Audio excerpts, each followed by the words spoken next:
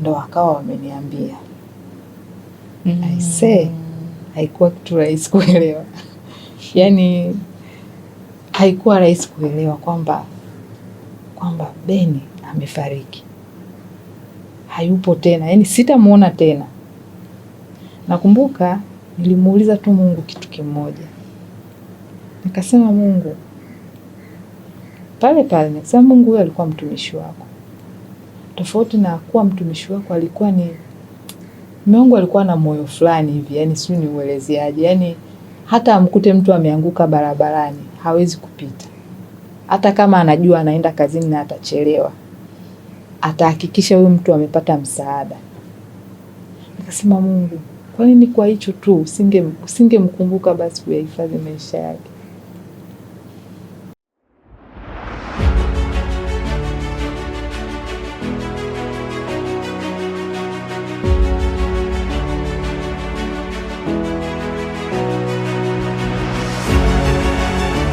Habari yako mdau wa kipindi chetu pendwa cha Fix You with Kamrin. Majina yangu mimi naitwa Irene Kamgisha, na leo nipo katika moja ya zile episodes ambazo napenda kuzifanya. Anacheka sasa, sijui nacheka nini, lakini ni episode ambazo napenda kuionyesha jamii kwamba pamoja na lolote ninalokukuta, ujue kwamba unaweza ukasimama tena na kusonga mbele. Niko na dada mmoja hapa anaitwa Deborah Elisante Kamalang'ombe. Yeye huyu ni mtumishi wa Mungu, ni mama wa watoto wawili, lakini pia ni mshauri juu ya malezi ya watoto. Kwa nini Deborah nimemuita hapa? Deborah ana story yake fulani ambayo ilionekana sana kwenye media, na nikawa nimebahatika kumfahamu kwa karibu. Nikasema udada nitamtafuta kwa sababu story yake na yangu vinapishana kidogo sana. Yani vinapishana kidogo. Yeye ilikuwa anasema tarehe 13 mwezi wa 6 mwaka jana 2025 alimpoteza mume wake mpenzi katika ajali, si ya chombo cha moto wala si ya maji. Ilikuwa ni ajali. Mume wake alikuwa anapita kwenye mmoja ya ukuta mrefu majira ya saa 2. Ule ukuta ulidondoka na ukawa umemuumiza sehemu mbaya mwilini mwake na kusababisha yeye kupoteza maisha pale pale. Can you imagine that? Na story hii ilienda kwenye media. Mimi nilivyoona ile tukio moja kwa moja nikasema huyu dada yamemkuta kama alionikuta mimi. Nikawa na muimagine atakuwa na hali gani, the shock. Yani niliimagine vitu vingi sana. Na katika kutafuta nikagundua kumbe nafahamiana na mdogo wake. Kwa hiyo nikajua kwamba nina uwezo wa kumpata kirahisi. Na leo ni miezi 9 toka amefiwa. Lakini napenda kumpongeza maana naona anaendelea vizuri. Mwenzangu miezi 9 hii amekomaa kweli kweli, yani yuko vizuri. Anafanya vizuri na nafurahia maendeleo yake. Lakini leo nataka nijue Deborah aliwezaje, kwanza the whole process. Toka mume wake anatoka nyumbani ilikuwa kuwaje, waliongea nini ile siku ya mwisho. Did she think it would be the last day? Tunaishi na watu lakini hujui kama kesho utakuwa naye au vipi. We just tunadhani kwamba tutakuwa nao kesho. Lakini nikujuze tu kwamba ile sio guarantee. Leo unaweza ukaniona nafanya kipindi hapa, ukanisikiliza, kesho ukasikia habari nyingine tofauti kwenye media, na usishtuke kwa sababu hayo ndio maisha. Kwa karibu sana Deborah. Asante karibu sana kwenye studio za Fix You. Asante, nashukuru sana. Hongera kwa ujasiri. Nashukuru sana. Hongera kwa kupambana, lakini naamini pia kwa sababu ni mtumishi wa Mungu, Mungu amekubeba. Amina. Amekubeba. Amina. Kwa mimi nimekutambulisha kwa namna ambavyo tulizungumza kidogo, labda kuna kingine ambacho nimekisahau hapo. Bacho ungetamani watu wakisikie. Uko sawa. Haya. Naomba nikurudishe nyuma Deborah. Ndio. nini kilitokea? Actually maisha na mume wako yalikuwaje? Kiukweli maisha na mume wangu yalikuwa ni maisha mazuri kwa maana maisha ya amani.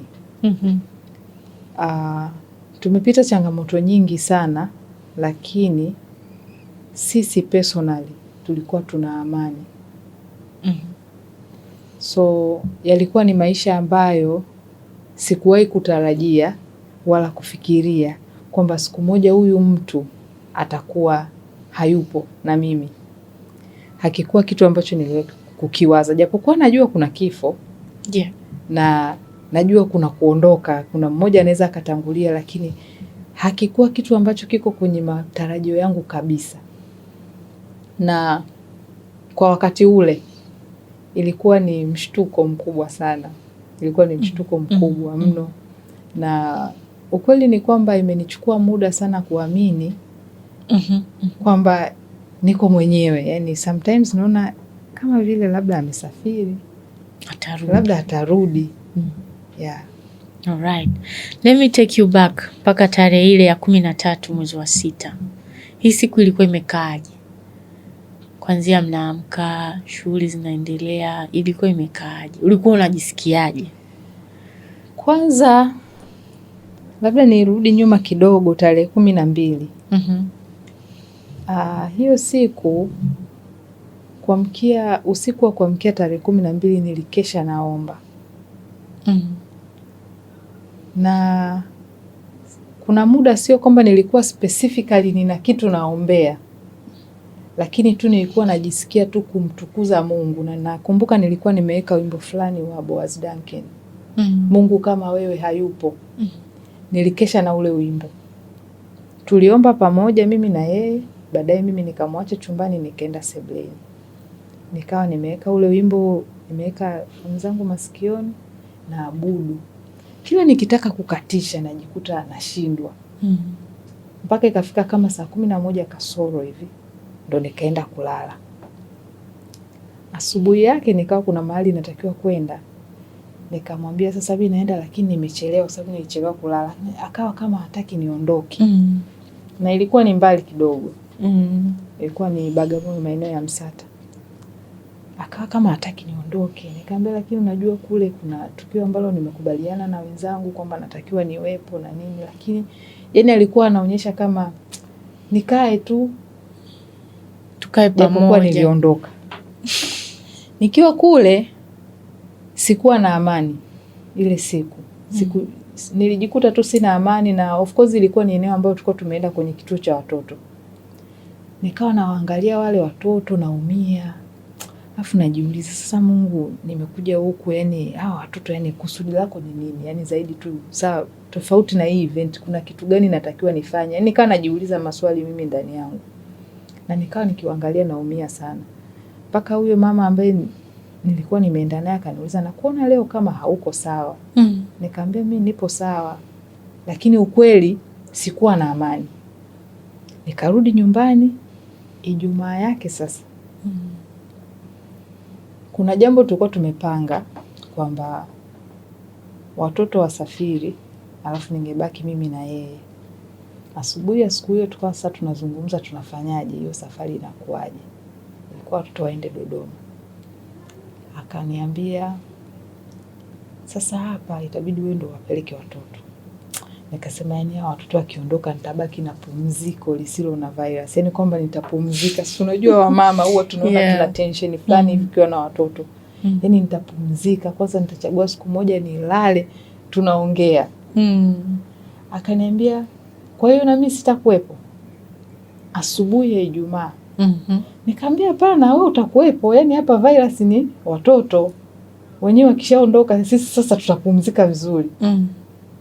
Akasema kitu kumbe ulikuwa unataka kupumzika au mimi nataka nikutoe mahali twende mahali. Nikasema hapana, tutaenda na mpango wako. Wewe kama unataka twende mahali tutaenda.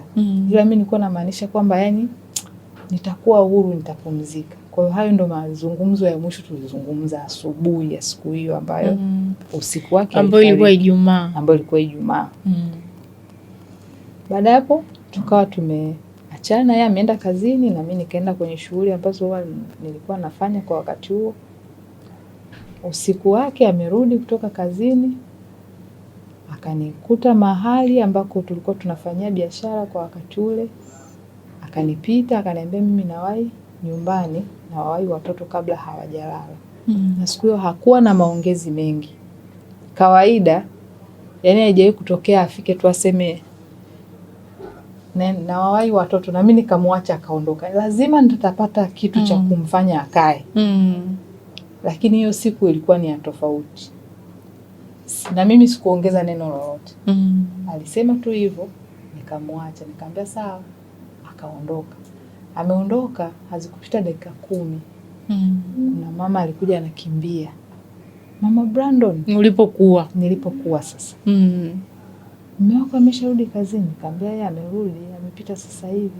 Basi ndo yeye. Haya. Sasa ni nini? Ndo yeye amefanyaje? Wewe njoo, ananivuta. Yule mama hana hata viatu. Nilisikia kuchanganyikiwa. Akaniambia yuko chini ya nini? Yaani nikashindwa kuelewa. Chini ya gari, chini ya bajaji, yani vitu vikawa vinakuja kichwani kwa haraka. Yuko chini ya nini? Njoo tu, ananivuta. Nilijikuta nimeishiwa nguvu, nikataka kama kupoteza fahamu hivi. Niliinuliwa, yani niliinuliwa kwa lazima, nikashikwa huku na huku. Twende. Nikafika mpaka pale. Nilipofika pale, nilivyomuona nilikuta sijui nilipata nguvu wapi, nikaanza kuomba. Nikaanza kuomba na kukataa mauti. Nikawa naomba na kataa mauti, nasema wewe ni mzima, utapona, sijui. Yani nikawa naomba. Nikachukua simu, nikapiga simu Bochi, kuna baadhi ya madaktari na kuna daktari nilikuwa na namba yake pale. Nikampigia kwamba watusaidie ambulance, lakini nikaona tena ambulance ikitoka kule ikija huku itakuwa muda. Baadaye pale wananchi wakasaidia, kuna gari ikaja. Changamoto ikawa wengine walishajua kwamba amefariki, mimi sikuwa najua. Na of course sio tu sikuwa najua, sikutaka kuamini hicho kitu kwamba inawezekana akawa amefariki. Kwa hiyo walikuwa wanataka aje mjumbe, viongozi sijui wa serikali na nini pale ndo tuondoke. Samahani kwanza. Wakati umemkuta wewe, ulimkuta katika hali gani? Ameshatolewa au bado ameegemewa na ule ukuta? Ameshatolewa yale matofali.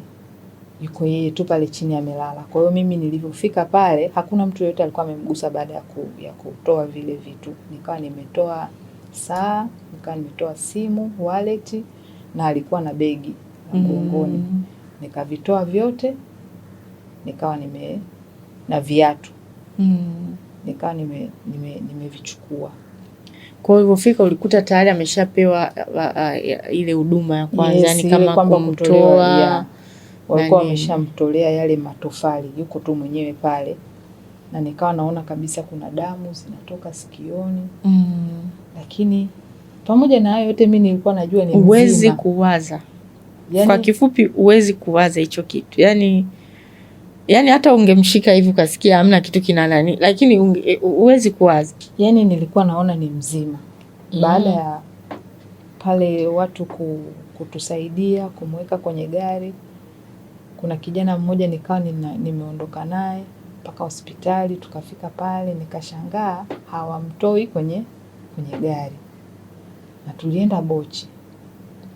Na nikaona hapa ndo karibu, kwa sababu naona Mloganzila ni mbali. Sasa vipi, mbona hawamshushi?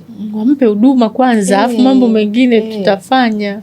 Sasa Bochi pale kidogo alikuwa anafahamika pia, kwa sababu alikuwa anafanya kazi sometimes pale, alikuwa anaenda. Kwa hiyo kuna watu nawafahamu pia, nikawa nawafuata. Fulani nisaidie, fulani hivyo. Sasa wao wameshajua kinachoendelea, na kwa sababu sikuwa na mtu mwingine yote wa karibu, wakawa wananizungusha kwamba sasa huyu inabidi tumpeleke Mloganzila, hii hali hapa haiko vizuri. Kwa hiyo nikaenda nikafungua mpaka sijui nini, nikaandikisha, nikalipa na hela, japo kwa ile walinirudishia. Walirudisha baadaye. So ilikuwa tu ni kama kubuy time ili nipate kampani ya watu. Daktari akachukua simu, akawa ameniomba namba ya babangu, akaongea naye. wakaja ndugu zangu pale, wakaja watumishi wa Mungu Debora na mume wake, wakaja majirani zangu, ndo wakawa wameniambia. I say, haikuwa kitu rahisi kuelewa. Yani haikuwa rahisi kuelewa kwamba Beni amefariki, hayupo tena, yani sitamuona tena.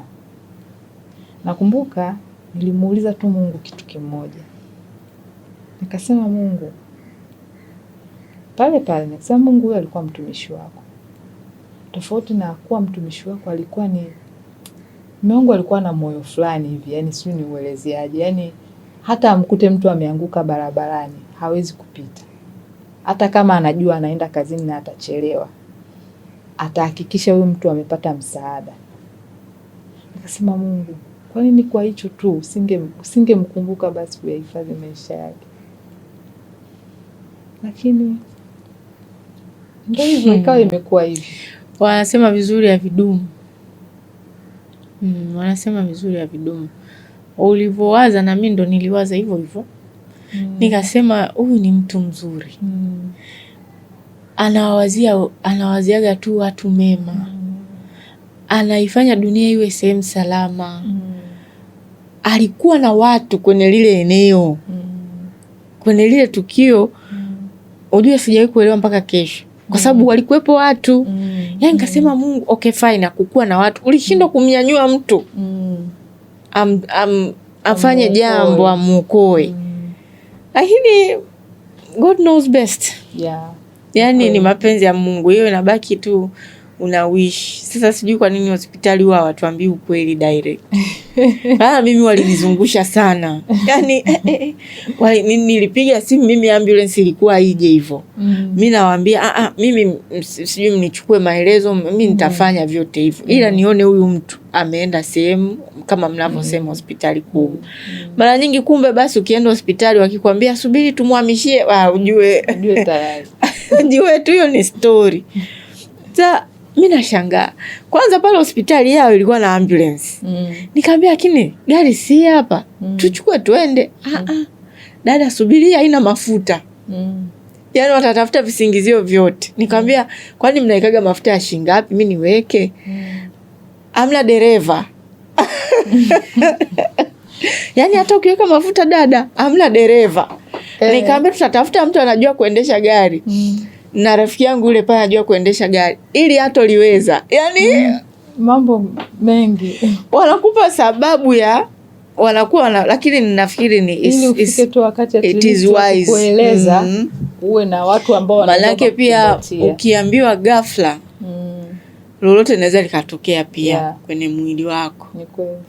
Wao nadhani huwa wanaangalia kadri mle unavyoenda, wewe mwenyewe tu moyoni mwako unakuwa tayari unaanza kukatch up kwamba huyu atakuwa kweli huyu hayupo huyu.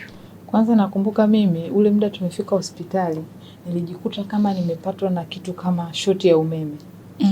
Yaani nashindwa hata kuinua mguu kusogeza mbele. Yaani nilikuwa niko sijui nielezeaje, yani siwezi kufanya chochote. Kwa hiyo nafikiri ningeelezwa muda huo sijui nini kingetokea. Kuna namna tu wale madaktari wanajua kufanya vitu viwe visilete maafa zaidi. Na ili uwe katika stable state ya kupokea hiyo taarifa. Ni kweli. Niambie, uliwahi kuwaza kama utampoteza mume wako katika mazingira hayo? Ulipokuwa unaona vifo vya aina hiyo, kwa mfano cha kwangu kilianza ile taarifa bila shaka uliiona. Moyoni mwako ulisemaje? Unajua jambo linapotokea kwa mtu mwingine na hata sasa hivi lilivyotokea kwangu. Yaani kila aliyesikia au kila anayesikia anapokea kwa namna ya kwamba imetokea kwa yule, lakini sio rahisi kufikiri kwamba itatokea kwangu. Never. Kwa namna yoyote ile. Kwa hiyo yani sikuwahi kufikiri, na unajua tuna story ya mambo mengi ambayo tumepita huko nyuma, yani situations ambazo nasema hapa ndio ilitakiwa tufe.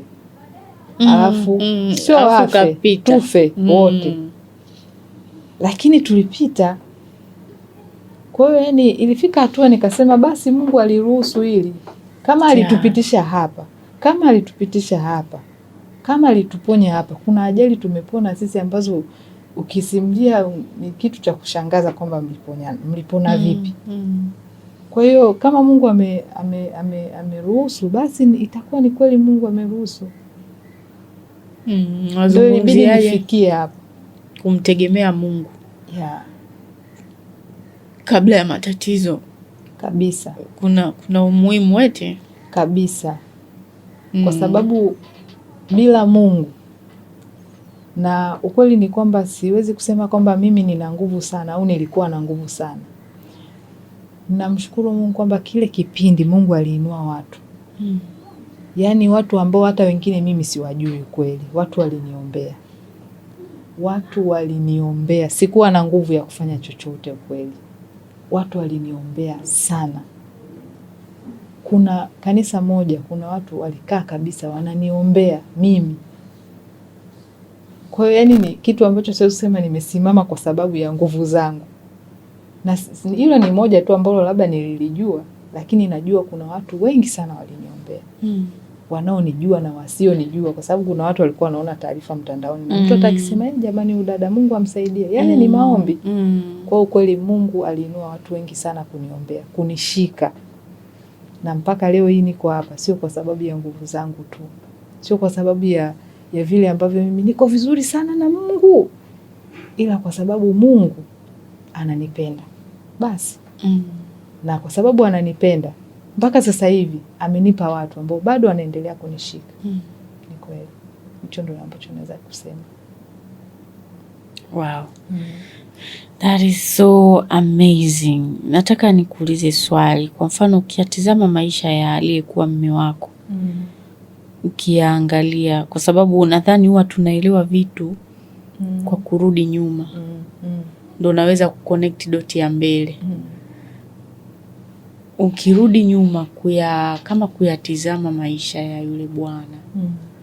Unaweza kusema kwamba alikamilisha kile alichokuwa anapaswa kukamilisha hapa duniani. Naweza nikasema sina uhakika sana wa kusema kwamba alikamilisha, lakini kuna vitu ambavyo alikuwa mwishoni kabla hajafariki. Kuna namna ni kama alikuwa ni kama anakimbizana na kitu.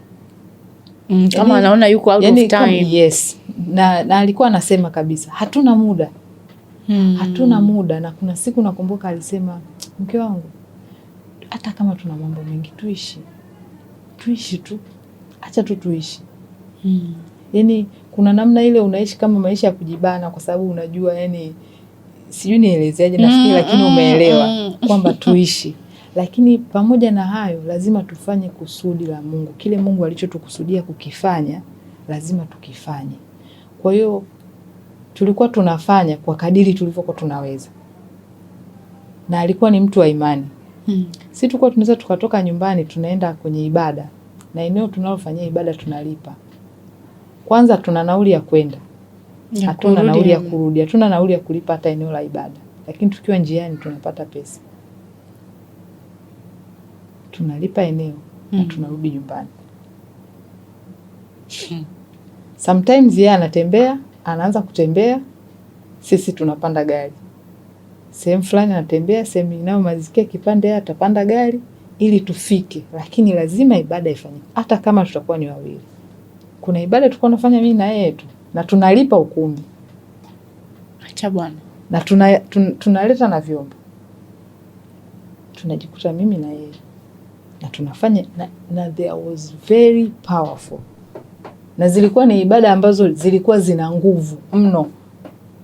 Sometimes tunakuwa 3, 4, 5. Na zilikuwa ni ibada zenye nguvu mno. Kwa hiyo alifanya kwa sehemu yake. Mengine Mungu anajua. Na kitu alichokuwa nakiamini na alikuwa nakisema sana kwamba ukubwa wa huduma sio umaarufu.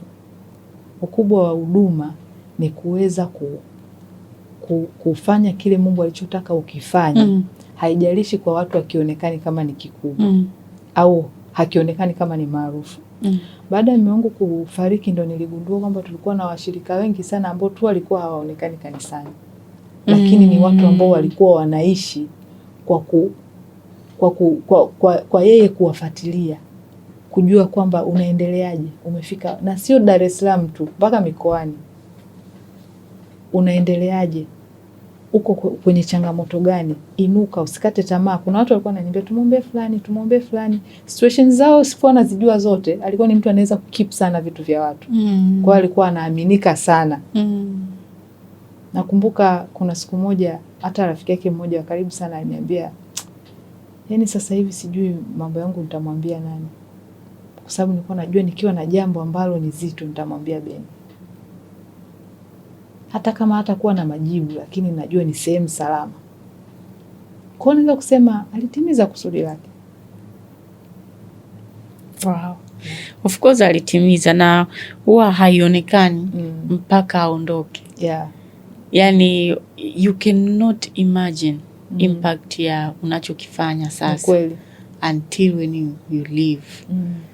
Na nadhani inakuwaga ni kwa ajili ya ndugu zetu, watoto wetu waweze kutrace na kuona kuangalia nyuma na kwenda mbele. Kwa maana tunapaswa kuishi vizuri ili uache story, hadithi iliyo njema. Alisema yule rais hayati nani yule baba alikuwa anaitwa nani? Yule alikuwa mkubwa kuliko wote, Mwinyi. Okay. Alisema kwamba tujitahidi sana kuishi vizuri ili tuache hadithi iliyo nzuri. Kwa hiyo ni somo kwetu. Umejifunza nini kuhusu kifo? Yani kupitia baada ya pale kwanza ndo niligundua kwamba sina muda. Oh yeah. Kuna wakati tunakuwa na malengo yanaweza yakawa kwa namna nyingi, ya kihuduma, ya kifamilia, ya kikazi, lakini tunafikiri tuna muda. Yani najua nitafanya wiki ijayo, ili nitafanya mwezi ujao. Unajikuta mwaka wa kwanza umeisha, mwaka wa pili umeisha, mwaka wa tatu umeisha, haujafanya.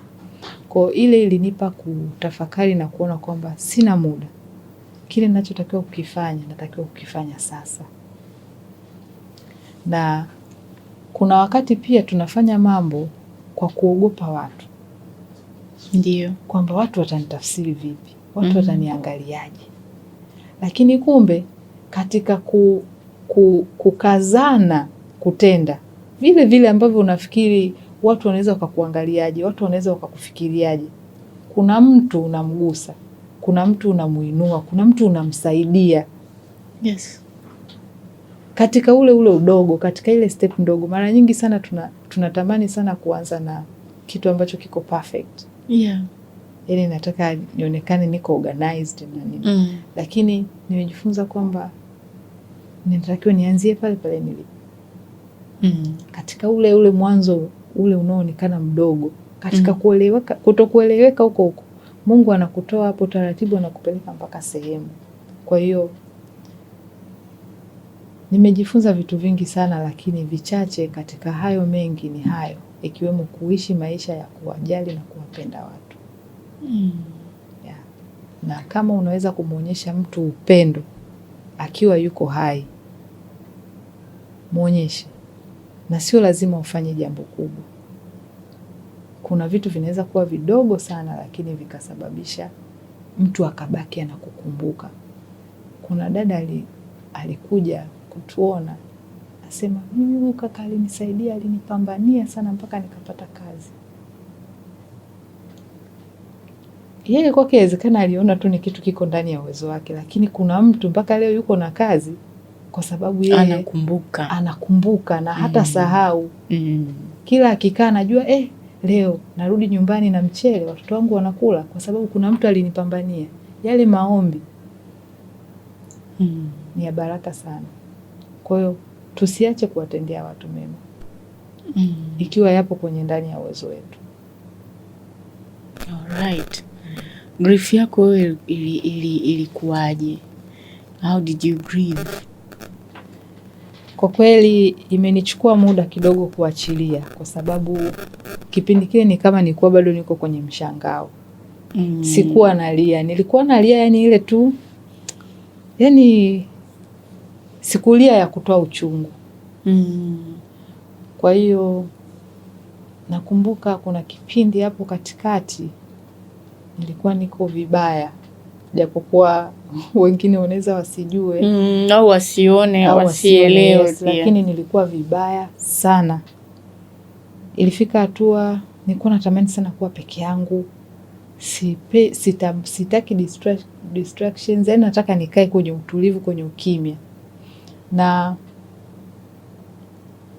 ukiwa kwenye maumivu unaweza ukajikuta unaumiza wengine.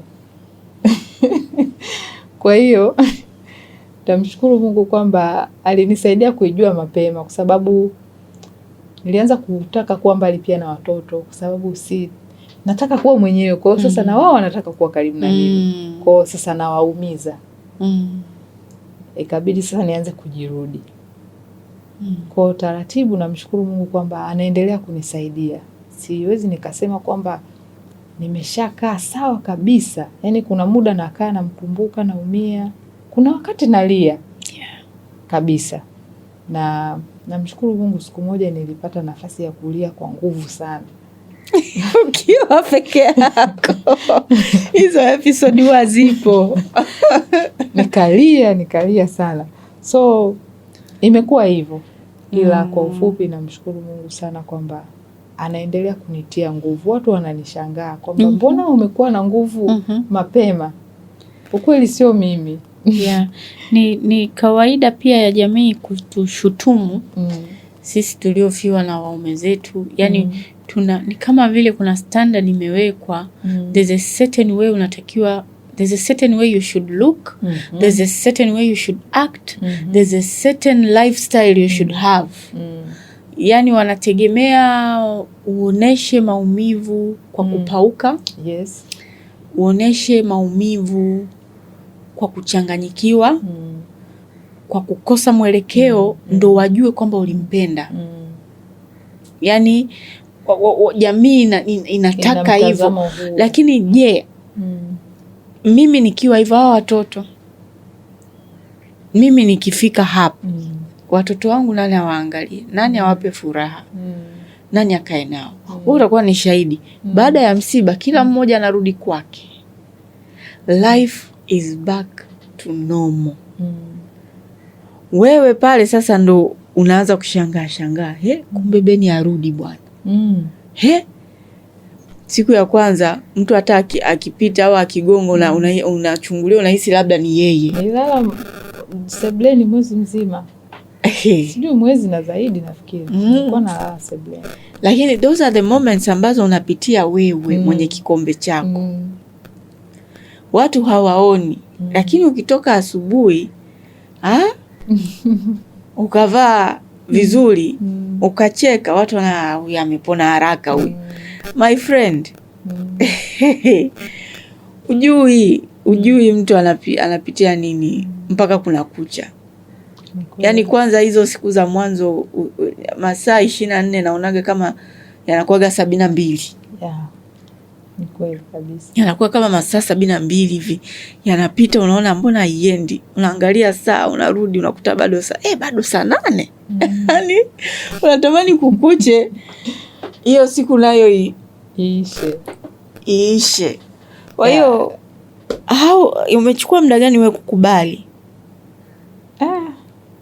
Kwa kweli sasa hivi niseme nina muda mfupi sana tangu nimekubali. Mpaka sasa hivi nina muda mfupi. Finally, yani reality imekaa mahali pake. Yes. Na kuna vitu ambavyo niliamua kuviazimia binafsi kwamba sasa nitaishi hivi. Kwa sababu unajua kwenye hiki kipindi ni rahisi sana hata kujichoka mwenyewe, kujiona kama hauna thamani. Sasa hata napendeza kwa ajili ya nani? Unaweza kuona. Lakini nakumbuka wakati mume wangu kabla hajafariki, kuna siku aliniletea lotion.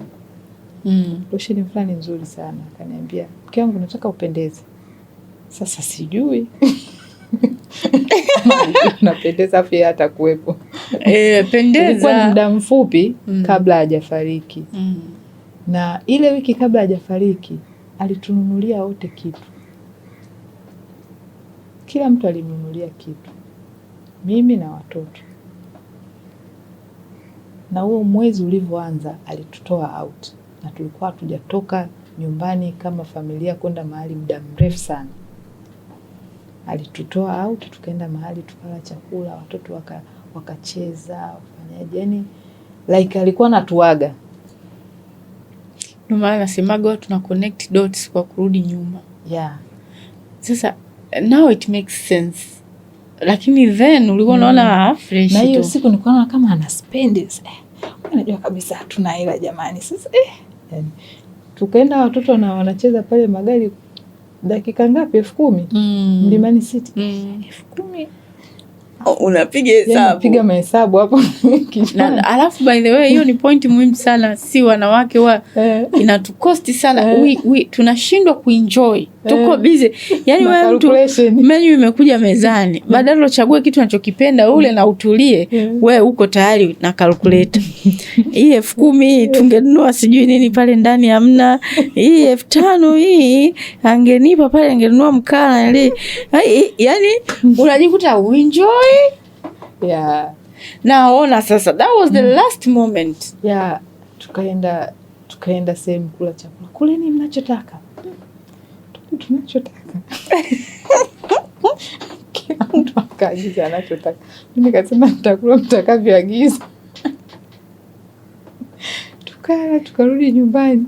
Lakini kwa kweli ilikuwa ndo wakati pekee ambao sasa tulispend time pamoja kama familia. Ya, na kwa kweli namshukuru Mungu kwa ajili ya maisha yake. Pia ni mtu amenifundisha vitu vingi sana.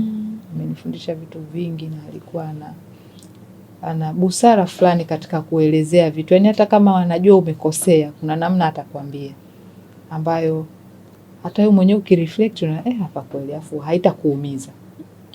Yeah. Kwa alikuwa ni mtu ambaye nisingetamani kabisa aondoke kwenye maisha yangu. Usingetamani kabisa. Pole sana. Yanatokea hayo dada. Una mpango wa kuolewa tena eti? Tumeshukuru hiyo swali. Na kuuliza kwa mawili. Kwanza umejisikiaje nilivyokuuliza? Ya kwanza kila nikipata hilo swali napata reflection ya mume wangu. So kwa sasa naomba nisijibu. Naomba nisilijibu kwa sasa. Imekufanya ujisikieje? Umejisikia vibaya, umejisikia hasira, umejisikia no, nimejisikia like siko tayari hivi. Yeah, ila sijui mapenzi ya Mungu. Kwa sasa hivi unajibu. Kwa sasa hivi sina jibu. Na kiukweli manake bado wewe uoni mbele. Ya, kwa sababu sasa hivi naona bado ni mapema sana kulisemea, na in case of anything labda sijui anatokea mtu anataka kunioa. Kuelewa sana kwa sababu mimi nilikuwa msumbua nikiulizwa hilo swali. Kwa mimi nilikuwa na mind, yani nasikia nilikuwa nasikia kama kitu kinanikaba hapa. Yani huyu mtu, why would they ask? Wanajua niliolewa. Wanajua nilikuwa na mwanaume. Sasa kwa nini aniulize tena? Yaani unajua nilikuwa na mind, yani kwamba ujui kama nilikuwa na Walter. Au unajisaulisha something like that. Lakini as time goes, unavyoreflect kwenye maisha, unavyozidi kuishi, ile reality inakuja kwamba bwana yule mtu hayupo tena. Ameondoka.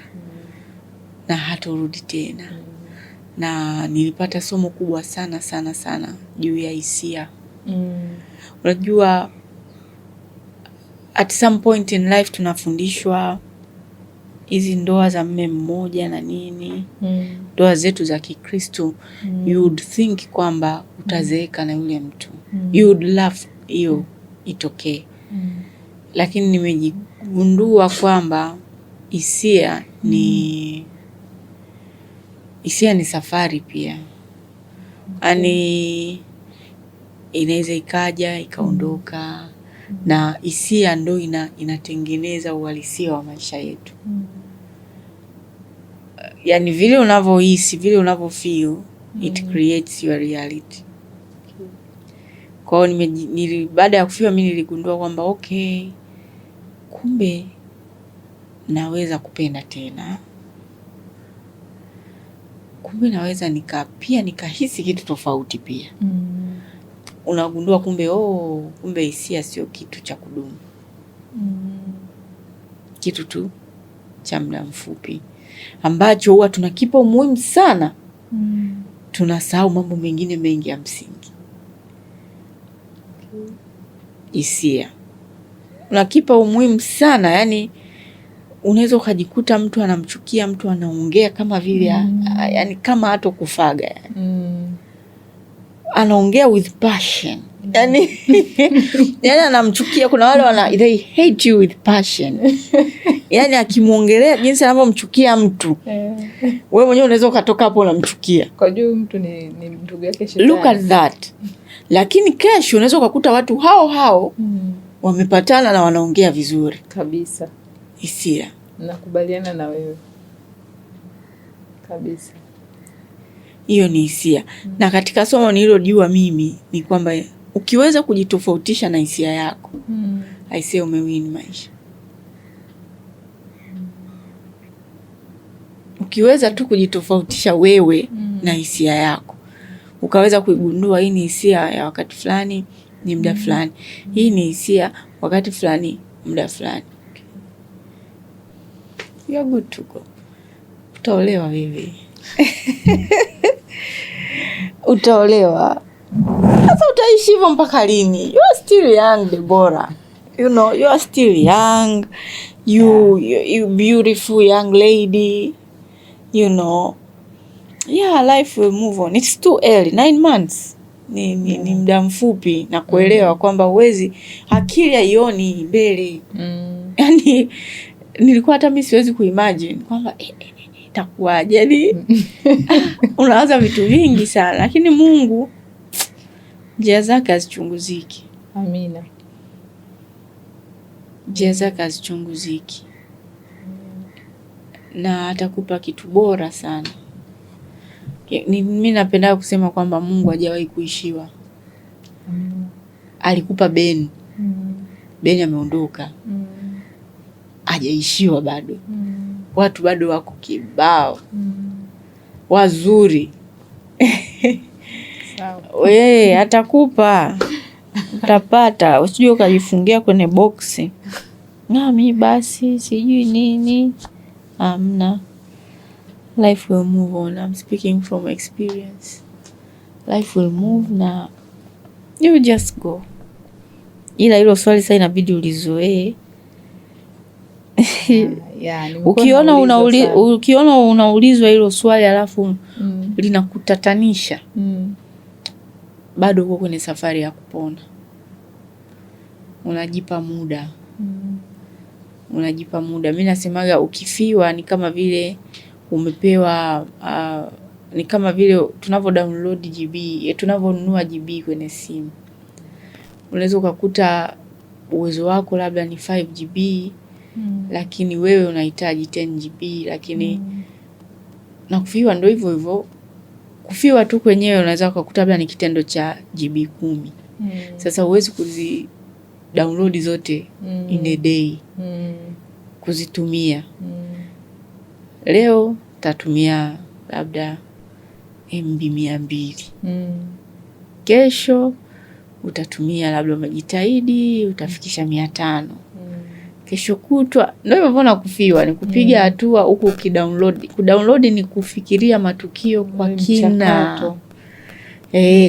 Kuna sehemu unagota, kuna kitu utakifikiria kinakuumiza sana. Afu unakaa hapo. Unakaa afu baadaye unavuka tena unaenda hatua nyingine.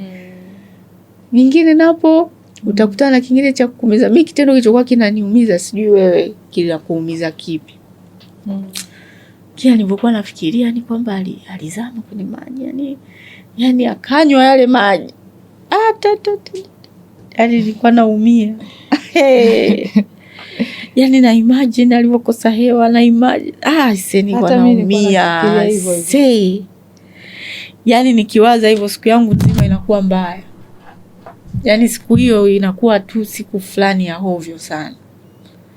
Lakini niliwaza hivyo mpaka nilivyoona sasa, yes, it happened and it is okay. Nikakubali, nikaachana na hiyo wazo.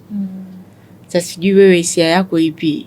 Ilikuwa ngumu sana. Yani ukiwaza tu ile unaona mimi nilikuwa nikitafakari kwamba alivyoangukiwa, maumivu aliyoyapata, alihangaika kiasi gani kutoa yale matofali, alikuwa anawaza nini by that time, na alikuwa anasema anawawahi watoto. Hivyo vitu vilikuwa yani nilikuwa nawaza sana hilo tukio. Nia yake ilikuwa njema sana. Na nikakuta alikuwa ameweka mle ndani vitu, amewanunulia watoto biskuti sijui. Yani hiyo iliniumiza. Nikasema yani kumbe alikuwa anawahi watoto na amewanunulia tena biskuti. Alikuwa ni mtu ambaye anaweza akaamua kutembea ili hata niletee tu epo la 1000 kama hana hela. Amebakiwa na 1000 ila amejisikia kwamba niletee epo. Sehemu ambayo angepanda gari atatembea. Afile 1000 atanunua epo ataniletea. Wow. Alikuwa na upendo sana. Wow, tunamshukuru Mungu kwamba at least alipita kwako. Yeah. Alipita kwako na amekuachia memory nzuri sana. Unamwambiaje mtu ambaye amefiwa hivi karibuni? Ambacho naweza nikamtia moyo yoyote ambaye amekutana na changamoto ya kuondokewa na ndugu au mtu wa karibu hivi karibuni, usikate tamaa, usivunjike moyo. Mungu ni mwema sana na ni mwaminifu. Kuna namna ndugu, jamaa, marafiki wanaweza wakatutia moyo, wanaweza wakatukumbatia, lakini kumbatio la kweli linatoka kwa Mungu. Kwa hiyo jitie nguvu na endelea kumwamini Mungu kwamba kutokea hapo inawezekana kuendelea na maisha. Inawezekana bado thamani yako ikaendelea kuwepo. Yawezekana aliyeondoka alikuwa ni mtu ambaye unaona ndo alikuwa anakupa nguvu ya kujiona kwamba mimi ni mtu mwenye thamani, au alikuwa anakupenda sana. Lakini bado upendo wa Mungu unapita aina zote za upendo ambazo tunaweza kuwa tumezi experience hapa ulimwenguni. Kwa hiyo nikutie moyo, usikate tamaa, endelea mbele na wewe ni mshindi. Hongera sana Deborah. Wewe unaifuatilia kipindi cha Fix You. Hapa hii ni story kabisa, yani tulikuwa hata hatujadili kitu cha uongo. Japo we laugh, tunacheka, tunahuzunika, ni yote hiyo ni ladha ya maisha. Na maisha ndio yako hivyo, na ladha tofauti tofauti. Na ndio maana nikasema hisia hizi ni safari. Unaweza ukasafiri nazo, zinasaidia kusafiri kwenye haya maisha, kutupa ladha tofauti tofauti. Huzuni, furaha, kukasirika, kuchanganyikiwa. Yote hivyo ni part and parcel of life. Lakini all in all, wewe ni mshindi kama alivyosema Deborah. Kama Deborah ameweza na wewe unaweza. Kama mimi nimeweza na wewe unaweza. Unaweza. Tuseme kwamba ni rahisi. Si rahisi, lakini inawezekana. Sio rahisi kabisa. Inawezekana ukimtegemea Mungu na kumwamini Mungu kwa yote ambayo ni kuamini kwamba Mungu ana kusudi ya kila kitu. Kabla kitokee ameshakijua. Whether kwako itakuja kama shock kwa sababu ya mwili, lakini Mungu alijua kwamba Ben ataondoka lini na kwa njia gani. Alijua labda Walter ataondoka lini na kwa njia gani. Na hatuna budi kukubali. Kukubali ndio mwanzo wa kupona. Ukipingana hapo, chief, utapiga mark time sana. Utapiga na unajua kuna watu wamefiwa miaka 10. lakini ukutana naye ndo kama amefiwa jana. Kwani yani huyu amekataa, amefunga milango, hataki kukubali. Hataki, yani ana uhalisia wake huku. Yani anakinzana na kilichopo sasa. Ndo wale uliye kuona watu wamefiwa ndo yani sasa yeye anaona sasa hii ndo nafasi ya kuprint picha za marehemu zilizokuwepo hazitoshi sasa. Anaongeza nyingine. Yani kitendo cha kufanya hivyo huyu anaonekana tayari. Huyu anakataa. Yani ubongo wake unakataa kuendelea. Wewe mtu akifa unatakiwa utoe. Toa picha. Wewe mtu ndo unaongeza. Tayari hiyo ni dalili huyu. Huyu itamchukua muda. Maana mtu akiondoka utakiwa kuprinti nyingine. Hizo zilizopo zinatosha. Na wengine ili upone haraka wanakushauri uzitoe kwanza. Utoe kwanza. Hata zile nguo zake, vitu vyake vingi visikae karibu na wewe kukukumbusha, ili uweze kupiga hatua haraka. Lakini ukiendelea kuvikumbatia, ili shati unachukua na nusa. Bado unanukia perfume yake ile ile. Kweli bado unanukia perfume yake ile ile. Unaangalia nguo zake pale. Wewe kupiga hatua itakuwa ngumu. Itakuwa ngumu sana. Na ninajua inavyouma. Ukiwa unatoa hivyo vitu. Yani it's like part of you na yenyewe inaondoka na hivyo. Yani kuna namna you feel like kama moyo unakatwa hivi. Lakini hiyo ndo sasa ndo kupona. Ndio kupona. Kwa hiyo wanatutazama. Si hatuko hapa kukufurahisha au kujifurahisha. Tunakupa dawa. Lazima upone. Lazima usonge mbele. Lazima unyanyuke. You have to find a way to live. Tena sio tu kuishi for the sake of kuishi. To live happily and fulfilled. Mimi na wewe hatujui hata tuna muda kiasi gani. Hapa tulipo. Kwa hiyo tuna leo tu, ya kesho hatuyajui. Tuna leo tu. Wapo watu jana waliamka vizuri, leo wameamka hana mguu. Hana mguu. Ajali tu imefanyaje hapo mguu mwe? Let's live life jamani. Nakushukuru sana kwa kutizama kipindi hiki mpaka mwisho. Tunamaliza. Mimi naitwa Irene Kamugisha. Andika maoni yako. Una kitu chako unataka kuja hapa Watanzania wafaidike nacho. Haya, wewe ni nenda Instagram Irene Kamugisha _ ni DM pale, alafu tutaona namna ya kukutana na kufanya kitu kwa ajili ya jamii. Kazi kubwa hii ninayoifanya hapa ni I'm giving back to the community. Nafanya tu hii ni kama sadaka kwa ajili ya jamii yangu, kwa ajili ya watu. Mimi najali sana hisia ya mtu. Najali sana well-being ya mtu na mafanikio yake. Naamini tunaweza tukafanikiwa wote.